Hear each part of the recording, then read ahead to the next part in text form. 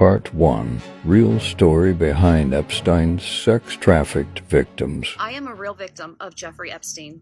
Jeffrey Epstein and the D.C. Madam are the same ring, falsely purported by media. How many well-known people are in your book?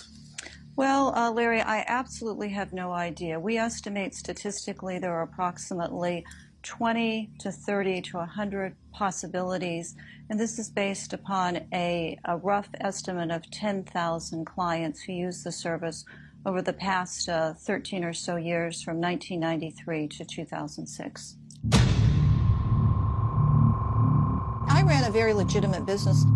Jeffrey Epstein and the D.C. Madam ring was not legitimate. It was forced and coerced sex trafficking crime run by United States government officials. That is the reason why the media and the government lie and attack real victims that tell the truth.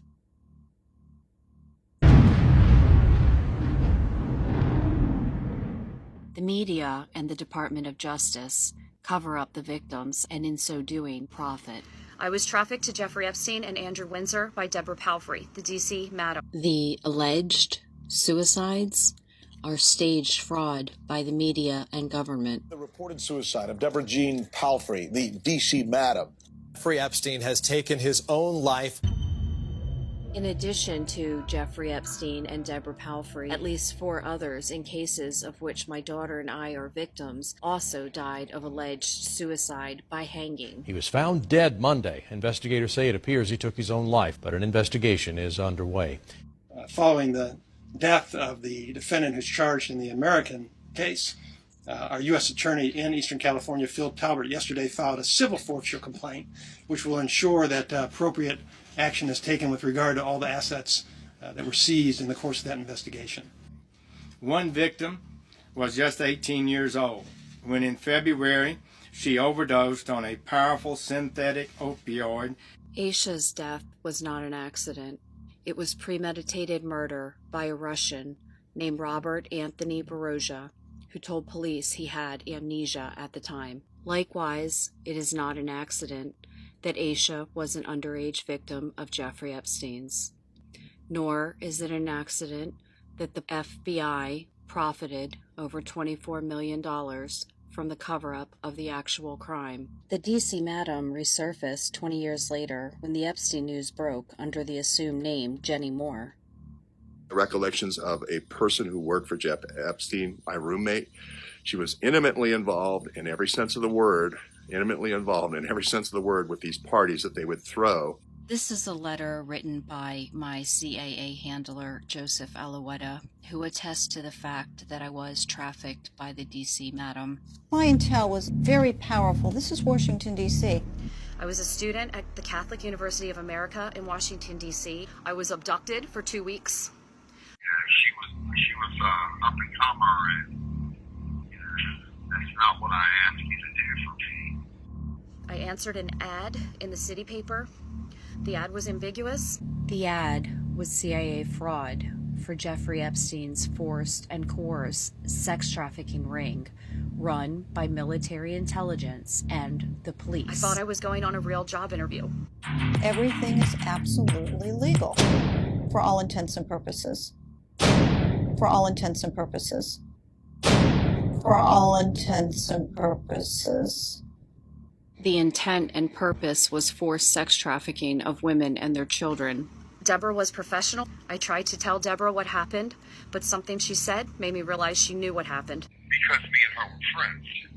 And you and Deborah Palfrey? Yes, we were friends.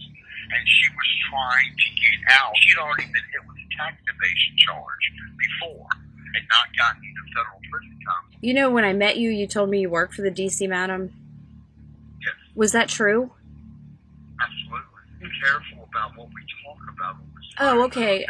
2 weeks after that phone call, people from the town where Terrell Lee Gravely, the man who abducted me for the D.C. Madam is from, bought property behind me. I was contacted by Terrell Gravely immediately after I spoke to the FBI involved in Epstein's case.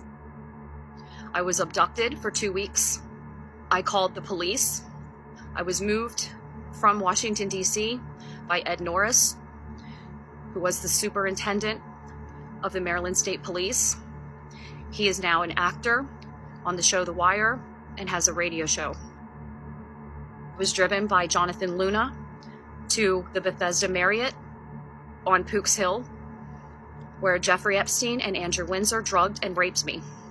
Authorities began searching for Jonathan Luna, an assistant U.S. attorney, after he failed to show up this morning, was found dead today in Pennsylvania. My name is Jessica Collins. I live in Virginia. Today is September the 3rd, 2019.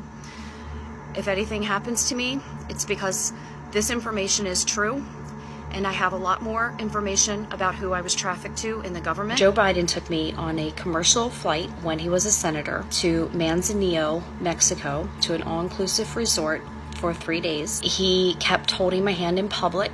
I told him that I did not feel comfortable with that and to please stop, and he would not stop.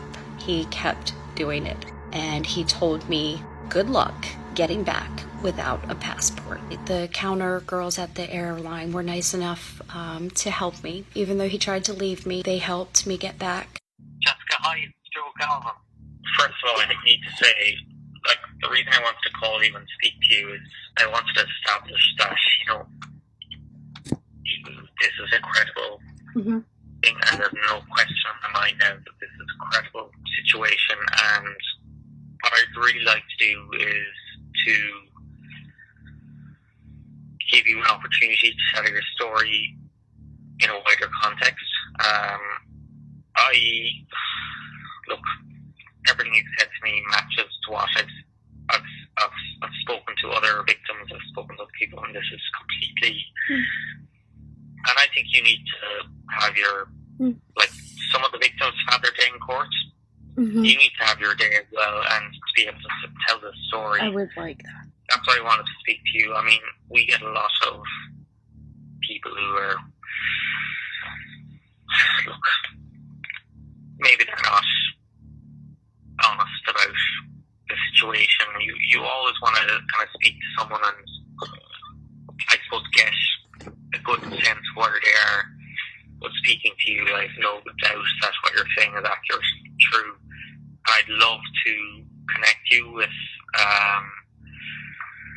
some of my colleagues in the British press, particularly, who could, help you tell your story, which I think, basically, I have no doubt now that you're telling the truth.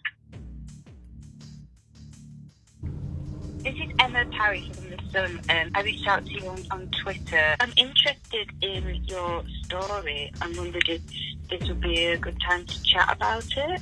Yeah, sure. Yeah, I was hoping that somebody would contact me back in the media and versus my firsthand experience. So I don't know why that doesn't match up with what I have experienced. Yeah. Well, I've heard from people who I think Epstein was interested in young girls and girls of age. I spoke to people who were both underage and others were in their 20s. There was one girl who was like 28 when she first met him. So you think that was too old for somebody who was only interested in young girls? Hey, it's me. Hello, how are you? I've been reading a little bit about your story. In what period do you recall encountering Joe Biden and how? 4 months after I placed that video on the internet, along with a video detailing when Joseph Biden took me to Manzanillo, Mexico, I was set up and arrested under false charges. You've heard that the people that were at Food Lion that assaulted you are friends with him. We have a drug dealer drugging you, and then the individuals who are complicit in this drug dealer's activity, and the police who see Coy dealing drugs and they are benefiting in some way or not doing their due diligence in protecting the public from this guy who is going around committing severe crimes. Drugging and raping people is a severe crime. New tonight, deputies from Worcester County, Maryland, arrested 3 people from Accomack County on arson and attempted murder charges. Wendy Taylor, Gary Fleig, and Coy Bailey. The community on the Eastern Shore is grieving the loss of a man known as a great musician but an even greater person.